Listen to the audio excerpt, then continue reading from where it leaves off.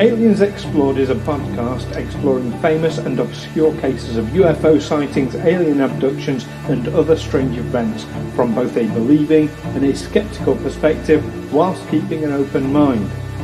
I'm Stu Jackson, a professional actor and amateur ufologist with a particular interest in the crop circle phenomenon. I'll be debating that otherworldly visitations are real. The truth is out there. And I'm Neil Kelly. I'm a professional actor as well and used to work for the military as an intelligence analyst. I'll be arguing from a more doubtful point of view. I mean, it's all a bit far-fetched, isn't it? Whenever unidentified aerial phenomena are reported, there has to be some kind of rigorous process of investigation in order to be able to discount terrestrial causes such as aircraft, flares, atmospheric activity, or, in some cases, outright hoaxes. Join us on Aliens Explored as we look into some of the most famously failed attempts to expose us all as nothing more than gullible fantasists. Welcome back, listeners, to Aliens Explored, your weekly podcast where we look into UFOs. Are we sure about that? That's easy for me to say. Let me try that again. UAPs, UFOs, otherworldly interventions, and the strange and mysterious out there. But this week, we're not really looking at the strange and mysterious. We are looking at the mundane and terrestrial, aren't we? I'm one of your hosts, Stu Jackson. And I'm your other host, Neil Kelly. And this week we're looking at some famous UFO hoaxes. Yes, absolutely. Now, I was prompted to this by a programme that I watched on BBC iPlayer, so only our British viewers will be able to watch this. I think it's available for about the next year, and it's called Hypernormalization. Documentary, I think it's about 2.5 hours long, but it's worth a look. And what hypernormalization is this idea, this perception that basically what you're being told, you know that what you're being told in the media by our politicians is bullshit. But you don't know what the reality really is. So you have to live in a world that you know to be bullshit. So that's the hypernormalized state. That's your normality is something that you know not to be true. But one of the segments in this show was about when the US Air Force was testing the stealth bombers, which were new in the 1980s. They're testing these stealth bombers in the southwest USA, over the Arizona desert of Southern California, in the UFO belt, as it were. But it just happens that the UFO belt is also a very good testing ground. Clear blue skies over an open desert for testing aircraft. And because they wanted to keep their stealth technology secret from the main competitors at the time, who were the Soviet Union, they actually put out UFO sightings in the media. They said they'd spotted it. Yeah. So the US Air Force or the Department of Defense put out these UFO sightings in case anyone had seen one of these aircraft. They say, "Oh yeah, I heard." They'll tell their friends, and their friends say, "Oh yeah, I heard something or I saw something on the TV about that. Yeah, there was a UFO spotted," and kind of wrong foot them to kind of kill the story about prototype aircraft. And I mean, if you've ever seen a B-1 bomber. I saw one when I was in California in about 2001, and there was an air show. And American air shows are quite a different thing from UK air shows, because obviously in America they have far more space. And I saw this B-1 bomber, and it really does look completely alien. It's like nothing you've ever seen in the sky before. And it's actually quite sinister. It's this black, sleek shape. And then there was this sort of rumble, because at US air shows they have enough space to do an actual bombing run so that people can see how destructive this thing can be. So you well believe you see something like that, especially if you've seen it from I saw it fairly up close, but if you were in the desert and you saw it at a distance, you'd think, wow, what is this triangular shape? What is that? Yes, well, indeed, you get a lot of triangular shapes and as in usual, UFO community. Yeah, as usual, it will be reported to the local air traffic controller, say, "Well, we never picked anything up." No, because it's this new technology that's supposed to avoid radar.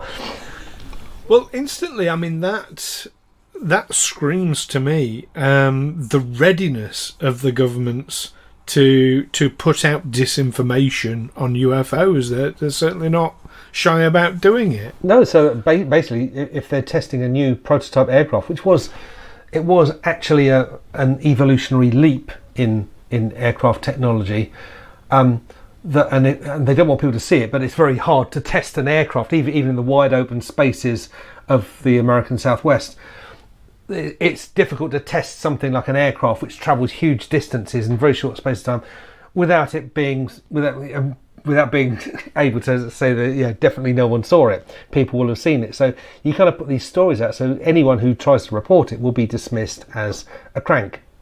Yeah, that sounds about right to me. I'm going to say sort of quite early on, but we're going to have possibly a little bit of fun here talking about some of these hoaxes. Some of them I think are quite amusing in their own right, but as albeit an amateur, and I'm very much an amateur ufologist, I hold my hands up to that, I cannot whatsoever condone or approve of any UFO hoax, because it only serves to detract.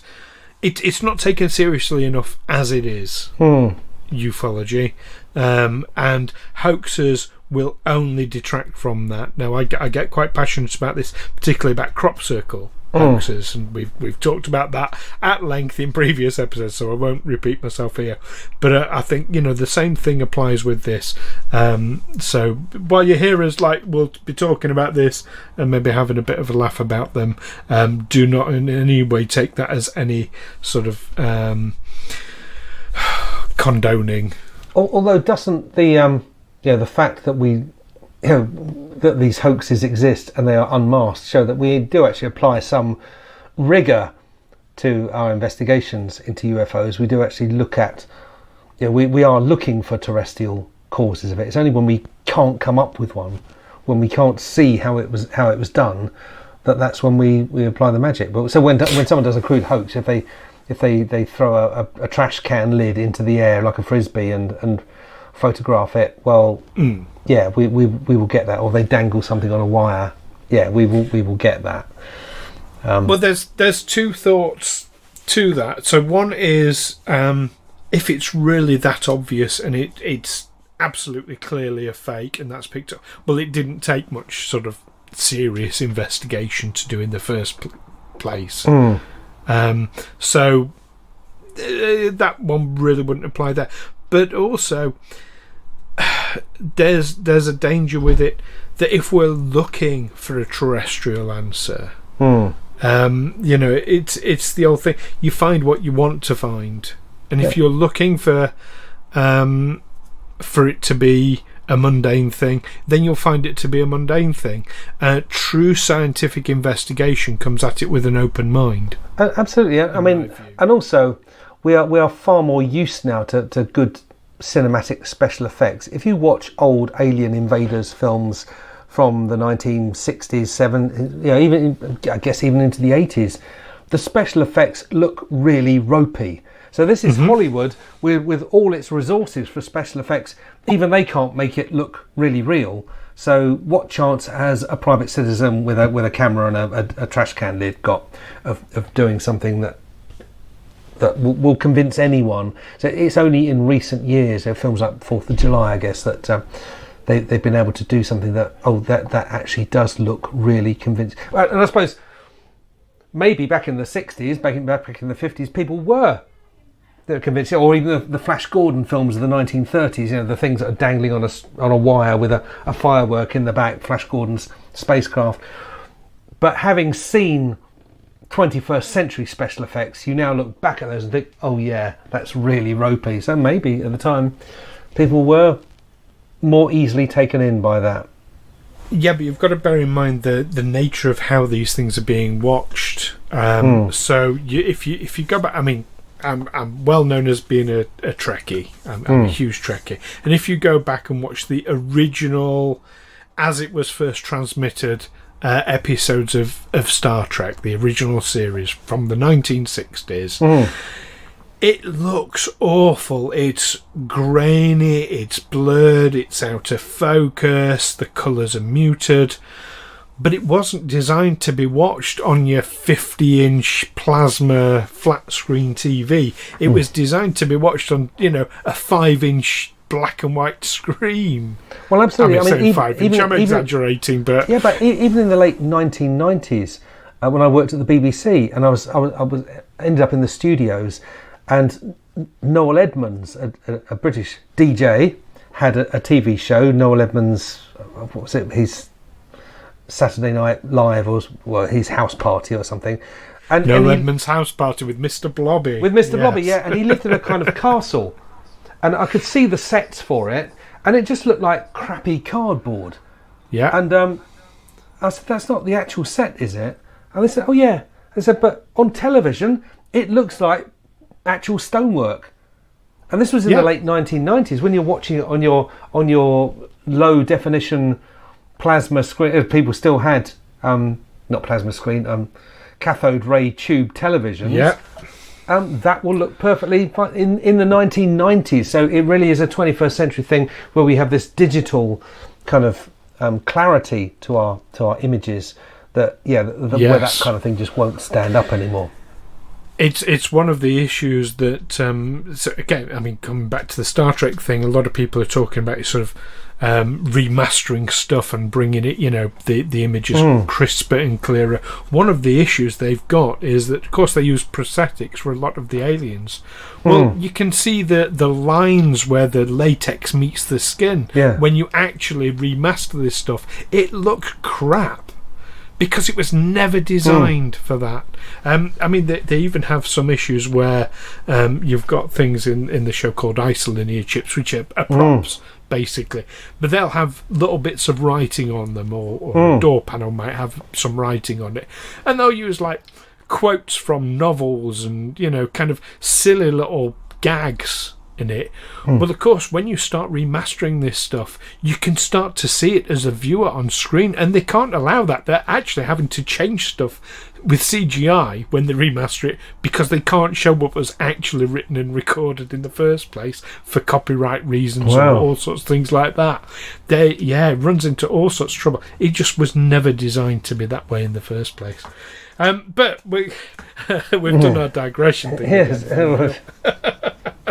So, hoaxes, then. So, what hoaxes have you come across? Well, perhaps the most famous one, if indeed you can call it a hoax, was Orson Welles' radio version of The War of the Worlds, which apparently had people in a panic because they thought, because the way it was scripted, it made it sound like it was an actual news report. Yes, it was. And had people apparently in a panic. They were prepared to believe that New York had been invaded by Martians who were basically gone on a murderous rampage with their high-tech weapons and were just destroying everything. People believed it, and I think Orson Welles came in for some flack for that. But it also was the making of him. It really got studio bosses excited that someone could create this kind of sensation across the. So there's whether it was a hoax, whether he intended to have that effect, or whether he just thought that would be an interesting way of scripting basically a 19th century novel and bringing it up to date.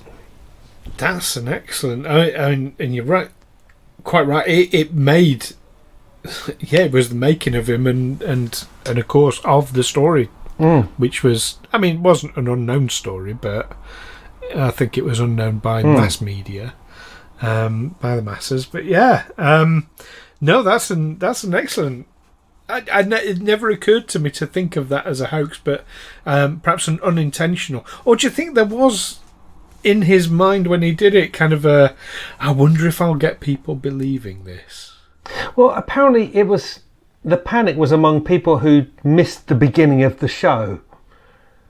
Right. They missed the introduction. So they just tuned in to this news report saying, "Oh, and the aliens they've destroyed the Empire State Building. They're slaughtering people in their thousands."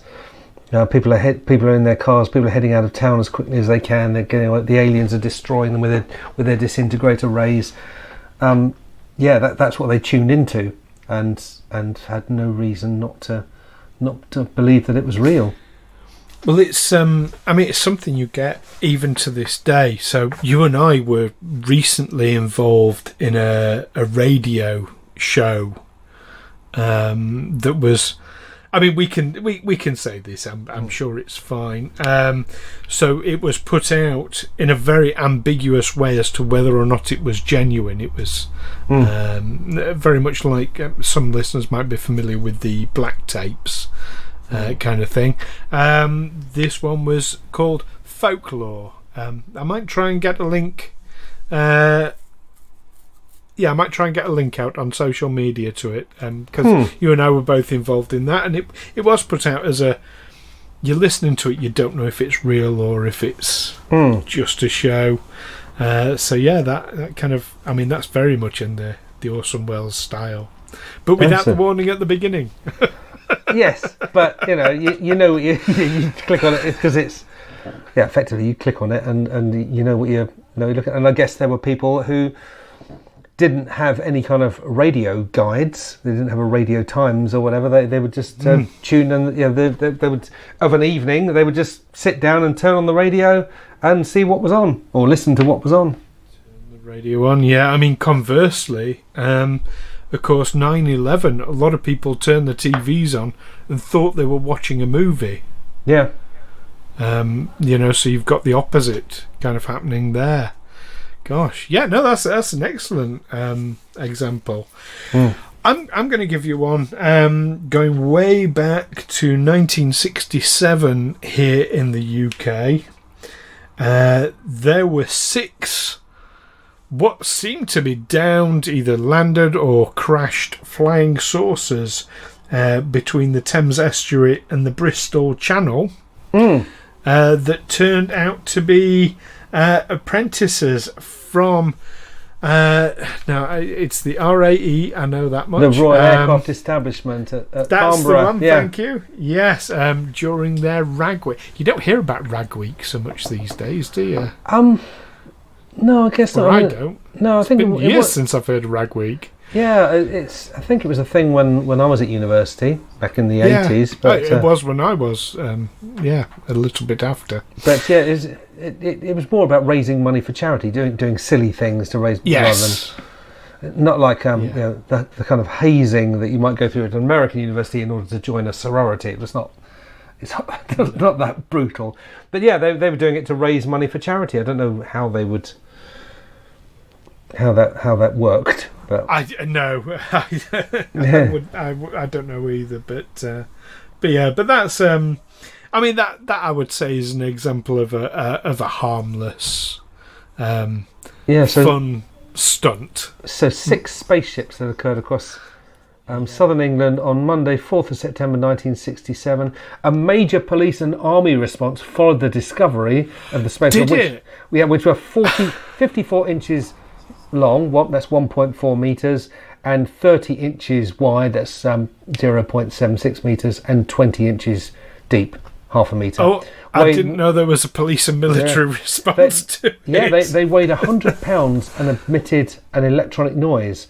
The 6 craft were located along the 51st line of latitude from the Thames Estuary to the Bristol Channel, roughly equidistant from each other, one at each new housing estate near Queenborough on the Isle of Sheppey, Bromley Golf Course in South London, a horse paddock in Winkfield Village near Ascot, and the village of Welford near Newbury in Berkshire, Chippenham in Wiltshire, and on Dial Hill in Clevedon in Somerset. That's right the way across the bottom of England. Yeah, from the Thames to the Bristol Channel, so the narrowest part of the south of England. So they created their narrowest part of the thickest part. The narrowest part of the thickest part, yeah.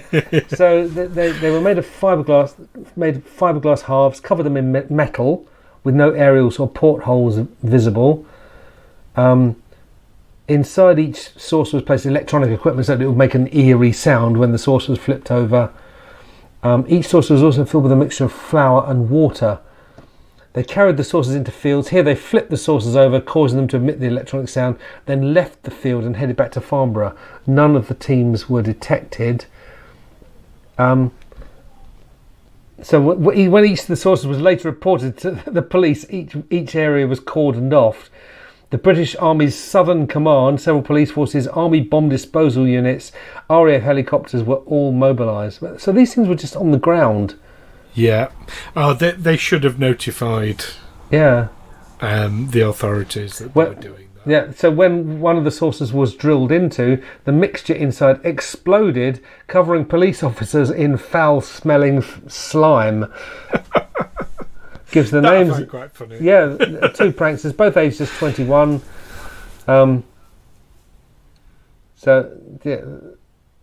No action was taken against the hoaxers, and they raised £2,000 for charity, which in 1967 was enough to buy a house. Yeah, so that's a pretty good ragweed. Yeah, it is. They should have notified the authorities, though. Absolutely. Well, I guess that was the whole idea. But they weren't punished. There was all. It was a joke. Well, I think in 1967, if you did something for a joke, as long as no one was actually injured or killed, then the police would just laugh it off. Oh, ho, ho, that's a good one, sir. Very, very good.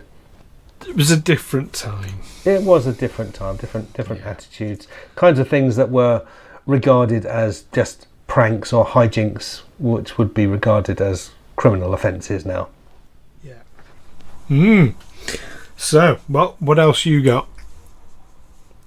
Well, all these hoaxes seem to start back in the days, towards the end of the 19th century. All this whole thing started with airship hoaxes.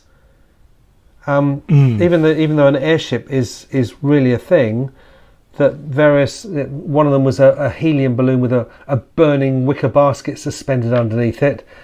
Another one in Dallas, three schoolboys hoaxed a mystery airship sighting by soaking a cotton ball in kerosene, tying it to the leg of a turkey vulture. When the bird was released, witnesses to its light shouted, "Look, it's the airship!" But the hoax was discovered when the bird landed on the roof of a nearby school and set it on fire. I worry with that one about, was the bird injured? Because having a bit of burning stuff tied to its leg, how would it get away? I assume on a long string that wasn't actually setting the bird on fire. But even so, probably fairly distressing for an animal. Now, of course, can't condone that one.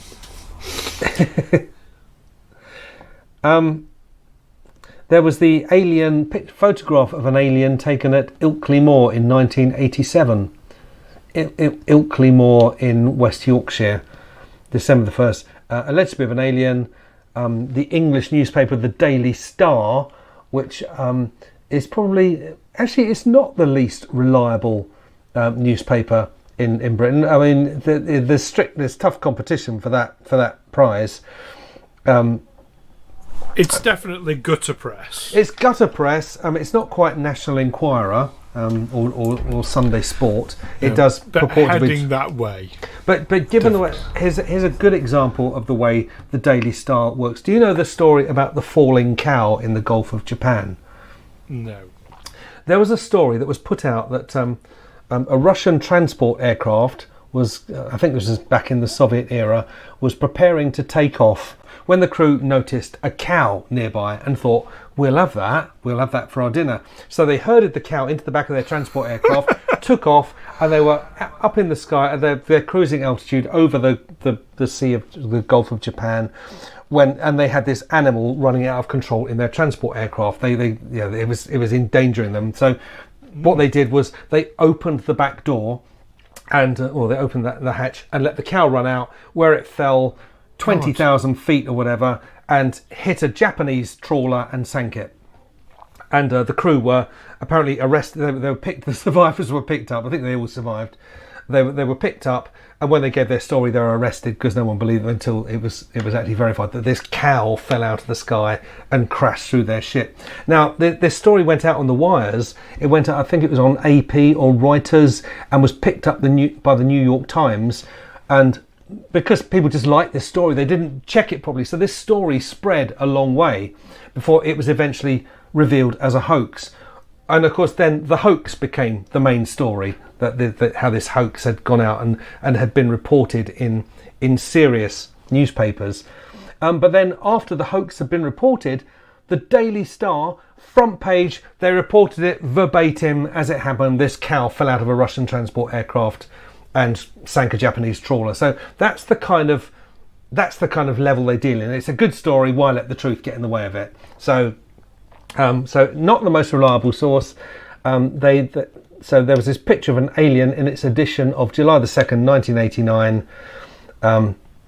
Although it was the Daily Star that claimed to expose the hoax, saying that the alien in the picture was in fact an insurance broker, not suspecting he was being photographed while he visited his clientele in the outskirts and cut through the hills. Belgian investigators analysed the case, stated, it's in French, basic translates as, but how can we imagine that experienced investigators could have been misled by such a casual hoax? You took a picture of an insurance broker doing his rounds and said, oh, this is an alien. Well, I'm going to say with that, but you're saying that one is a hoax. It's never been proven to be a hoax, that one, and the jury is still very much out. Now, the Daily Star are one of these papers, it's a bit like the whole, when we've said about crop circles and Doug and Dave, oh look, someone's come forward, said it's there, right, well that must explain the whole lot, because that's like, and no real investigation's done. So that strikes me a little bit like that one. I'm not saying it isn't, it is genuine, it's just, it's never been proven to be a hoax or to be a mistake. Just theorised that it's an insurance salesman. Yes. So, yeah, okay. I'm going to give you one from a bit more recent, though. So just back in 2011, in Siberia, there was a man who posted on YouTube a video of what appeared to be a tiny, sort of like couple of feet across, crashed vessel of some description, with what appeared to be sort of this tiny alien creature, and it looked very much like the grey aliens, just incredibly small, like homunculus. Yeah, this weird kind of thing. It was splayed out outside the craft. It appeared to have had a leg torn off, and was apparently dead. And he took some real close-up video of this thing where you've got this translucent, almost wet-looking skin on it, and it appeared to be naked. Turned out, this convinced a lot of people who thought this was absolutely genuine. And it turned out he hoaxed it himself. He's admitted to this. And he made the alien out of chicken skin stuffed with bread. Wow. Now, I've watched this video, and it really does look really convincing. This guy's got a career in special effects ahead of him. So he peeled off a chicken skin and made a doll out of it. Basically. Wow. But now the interesting thing that I find about this particular story is there are people to this day that say, no, it was real. He's being made to say that he faked it by the governments out there. And this kind of brings me back to, this is one of the problems with hoaxes, is it dilutes things, it pollutes the actual information out there. Now, I believe he hoaxed it. He did a fantastic job of it. But the fact that there are still people out there saying, oh, no, it's real. I mean, they might be right. They might be, but there are all sorts of motives behind hoaxes. We've got time for this one. It reminded me of the 2009 Morristown UFO hoax, where a couple of guys in New Jersey, a Joe Rudy and a Chris Russo, they basically attached they attached floating red lights. They attached red lights to helium balloons, floated them over New Jersey, and they claim that they described their hoax as a social experiment with the ambition of exposing ufology as a pseudoscience and raising consciousness around unreliability of witness claims. So five flare lights attached to helium balloons, which were seen in the towns of Hanover Township, Morristown, Morris Plains, Madison and Florham Park. So, yeah, but the hoax was seen through. And not just that, but that is incredibly unscientific. Science says, let's try this thing and see what happens, not let's try and prove this idea that I've got.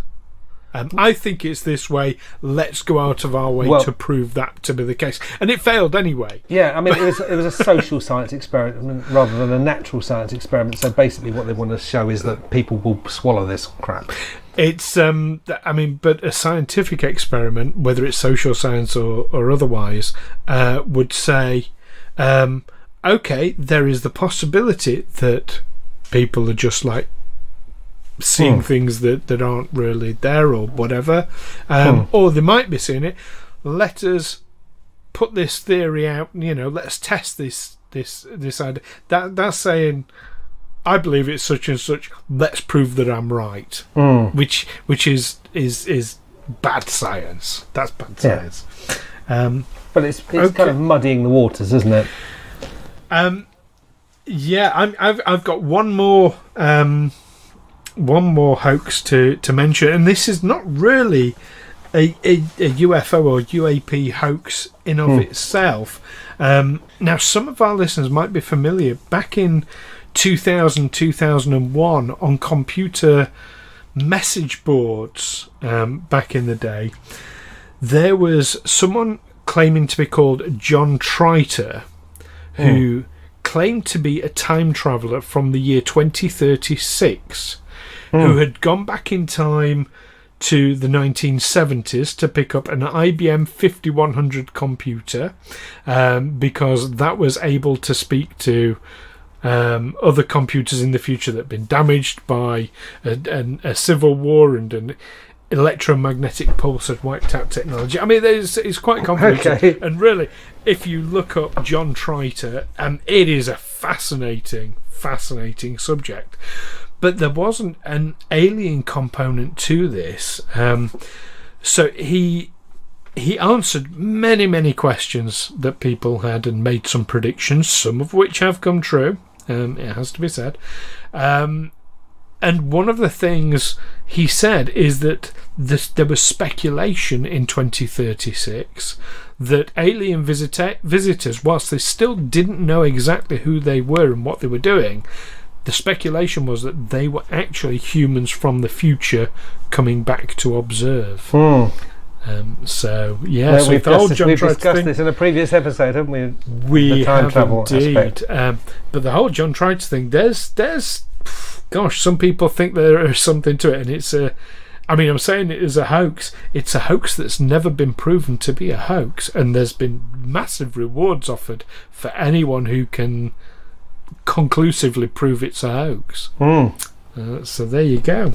And the opposite of reward is, of course, Russo and Rudy, who led off the balloons with flares, pleaded guilty to municipal ordnance charges of disorderly conduct and was sentenced to fines of $250 and 50 hours of community service. Yeah, proof that it's not a scientific experiment that we're doing. Yeah. There we go. Fantastic. So there we go. Let's.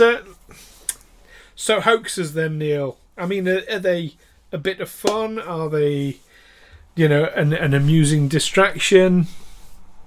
What do you think of UFO hoaxes?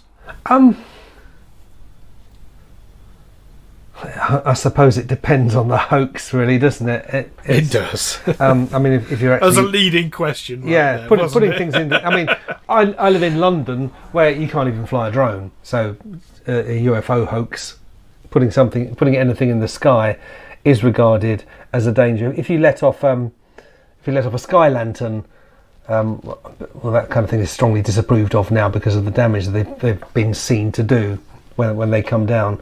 But there was always the idea, ho ho, I wonder what people will think this is when they see a light in the sky and not very high, travelling over. But yeah, hoaxes are there? I have to tell the truth, I'm ambushed that question. Do I think they're a good idea? Do I think they're amusing? I think it kind of keeps, if you're a UAPologist, let's stick with ufologist. Ufologist. It keeps you on your toes, doesn't it? If someone puts up a hoax just to show that it's all a load of bollocks, and you can quickly dismiss it and say, look, it was done like this, you can easily see how it was done like this, and that any time any kind of UFO sighting is reported, we will look for possible terrestrial causes. We're looking for balloons and flares and prototype aircraft and all sorts of things, atmospheric conditions, all sorts of things that it could be before we start wondering, well, could this be a UFO?